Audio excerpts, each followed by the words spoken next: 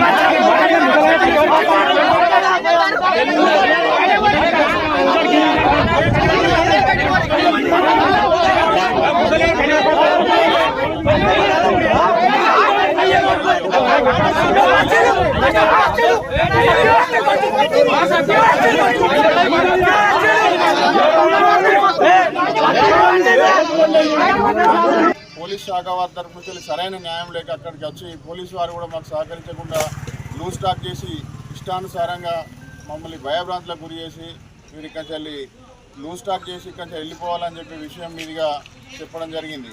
కాబట్టి మీరు మీడియా మిత్రులు